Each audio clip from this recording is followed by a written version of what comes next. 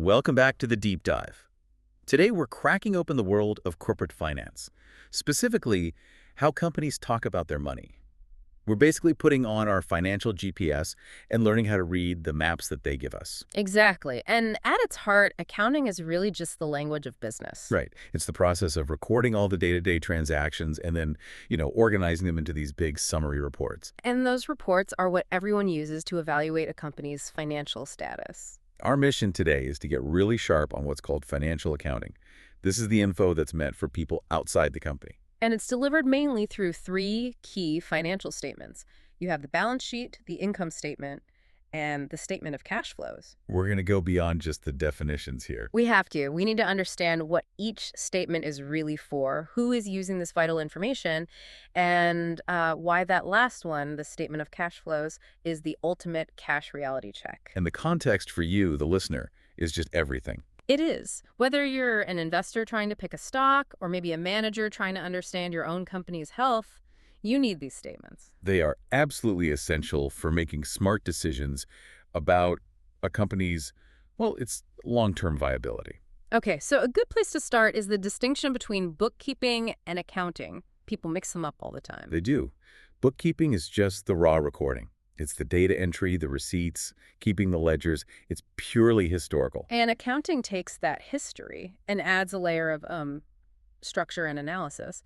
It uses the bookkeeping system to evaluate performance. But also, crucially, to inform what you do next. Right. Think of bookkeeping as just gathering all the ingredients. Accounting is the chef who actually creates the meal and, plans the menu for the future. That planning role leads to two main branches. There's managerial accounting, which is all internal for managers, department heads, that kind of thing. And then there's financial accounting. That's our focus. It's the standardized information for external users, all packed into what we call the big three statements. First up is the balance sheet. This one is a snapshot in time. It's the classic equation. Assets equal liabilities plus owner's equity. So what the company owns and what it owes. On one single specific day. Okay, second is the income statement. This one covers a period of time, a quarter or a year. And it measures net income. Basically, did the company's revenues beat its expenses during that time? Was it profitable?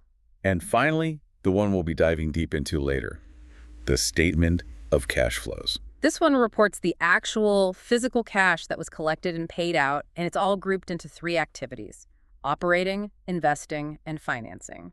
It's so important to stop and think about just how many different people rely on these documents. It's a whole ecosystem. Lenders, for one. They're not just looking at profit. They're digging into the cash flows to see if a business can actually repay a loan. And investors, obviously. They're assessing the attractiveness of the company before they put their capital on the line. But it goes so much further. Oh, absolutely. Management themselves live by this data. They use it to set goals, figure out bonuses, and find weaknesses in their own operations. Even competitors are looking at it. They use these public filings to benchmark themselves and maybe find a strategic opening. And you even have government agencies and politicians using this data, not to invest, but maybe to support a political argument or a new regulation. It's the backbone of the whole economy. Which brings us to a critical point: consistency. Yes, you absolutely need it. Imagine trying to compare two companies if they just made up their own rules for everything. It would be, as the source material says, extremely difficult and costly. Impossible, basically. Which is why we have GAAP. Generally accepted accounting principles. These are the common rules that everyone has to follow. So an income statement from one company is actually comparable to another's. In the U.S., the main group that sets these standards is the Financial Accounting Standards Board, the FASB. And what's so interesting is how the FASB actually gets its authority. It's not a government agency. That's the key thing to understand. No, it's a private body.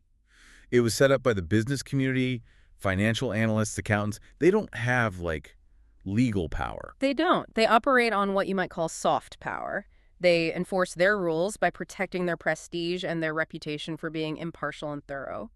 So if a financial world stops respecting them... the whole system falls apart. It's a really delicate balance. But the FASB isn't acting alone. It's part of a whole regulatory network. Right. You have the SEC, the Securities and Exchange Commission. They are a government agency, and they regulate the stock exchanges. Their job is to fight fraud and make sure companies aren't hiding or manipulating data. Then you've got the AICPA, which is the professional group for CPAs. And the PCAOB, the Public Company Accounting Oversight Board. This one is huge. It's so important for investors. It was created right after those huge scandals in the early 2000s. You remember Enron? Of course. And the PCAOB's job is to audit the auditors.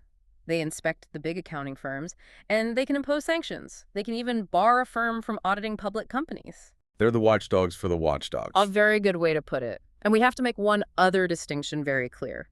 The IRS, the Internal Revenue Service, sets tax rules. For when you pay taxes. Exactly. They have zero role in setting the financial accounting rules under GAAP. Tax books and financial books are two totally different things. And this whole effort is now going global. It is. The International Accounting Standards Board, the IASB, is trying to develop one common set of standards for the entire world. A huge job. Which really proves that accounting is anything but static. And, okay, here's where it gets really interesting. It does. The whole field is going through this period of massive, rapid change. It's being driven by three huge forces all hitting at once. No, it's the first one. Information technology. The speed and power of tech has just exploded. Users can now process, gigabytes of information instantly. So the debate now is, how much is too much? Exactly. How much information should companies be required to release? We can provide total transparency, but at what point does it just become information overload for the user? Right. More data isn't what's better. Okay, factor 2 is that international integration we mentioned. Globalization. As money flows across borders, investors are demanding common standards. They will not tolerate comparing apples to oranges anymore. So the IASB is trying to merge all these different national accounting practices. A monumental, historic task. But the alternative is just a fractured global market. And factor 3. This one comes from that wave of, spectacular corporate scandals around 2001. Enron, WorldCom, they showed just how weak the oversight really was. The direct result was the Sarbanes-Oxley Act, SOX. And SOX changed everything. It massively increased the U.S. federal government's scrutiny over how financial statements are produced and audited. It definitely boosted investor confidence, but it also created a huge compliance burden, especially for smaller companies. And those three forces, tech, globalization, and regulation, are fundamentally reshaping business reporting as we speak. All right, let's pivot now to the final and I think most important part of our deep dive. The statement of cash flows. This statement answers the most basic question you can ask about a business. Where did the cash come from and where did it go? And this is so vital because, look, net income is great for measuring economic performance over the long term. But let's be blunt. Bills are paid with cash. Bills are paid with cash. Salaries are paid with cash. Debt is paid with cash. This statement shows if a company's core business can actually generate spendable cash. And this is where we run into what you call the conceptual paradox of modern accounting. We do, because you'd think cash in, cash out, how hard can it be? Right. It's hard because our entire accounting system is built on the accrual basis. Accrual basis, meaning what exactly? It means we recognize revenue when it's earned, not necessarily when the cash arrives. So if you sell something today and send an invoice, you book that revenue now, even if the customer isn't going to pay you for 60 days.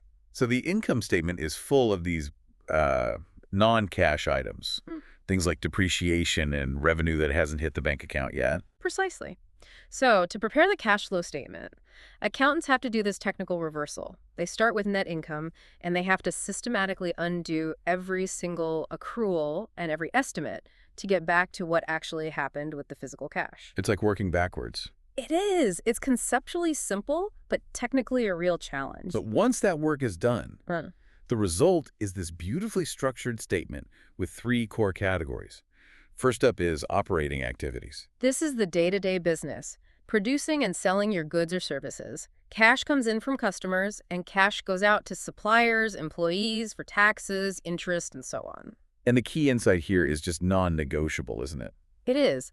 Positive cash flow from operations is essential for long-term survival. If your core business isn't funding itself with cash, you're on life support from investors or lenders. Okay, second category, investing activities. This tracks buying and selling long-term assets. So cash flows out when you buy new machinery or build a new factory. Cash flows in if you sell off an old building. And the insight for an investor can be a little counterintuitive here. Very. A big negative number here is often a good sign. It's a sign of growth.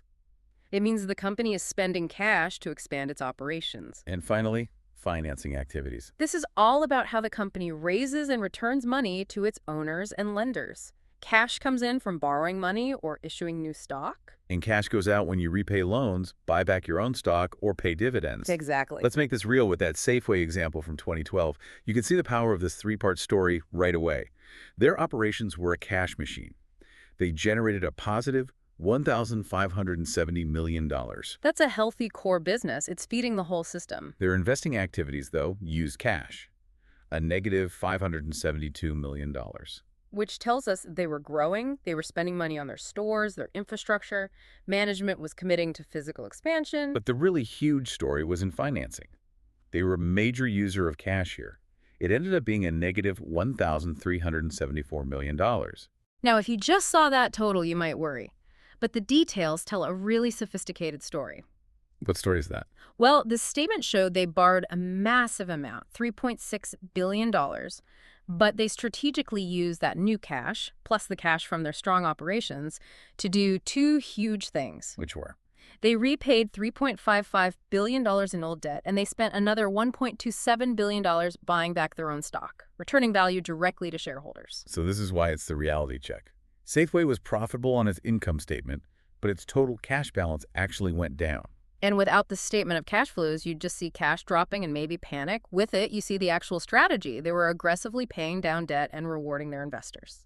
So wrapping this up, what does this all mean for you as an informed observer? Well, you now have the structure of the three key financial statements. You understand that consistency is provided by this complex, non-governmental body, the FASB. And you know that you absolutely have to look past the economic performance of net income to see the actual physical movements of cash. And that statement of cash flows reveals this constant paradox, the difference between earning money and having money. So here's the final thought to leave you with. Go ahead. Given that bills are paid with cash, but net income measures that long-term earning power, which one should an informed investor value most? When you evaluate a company, which story matters more? The profit story or the cash story? That's the question to consider the next time you look at a company's financials.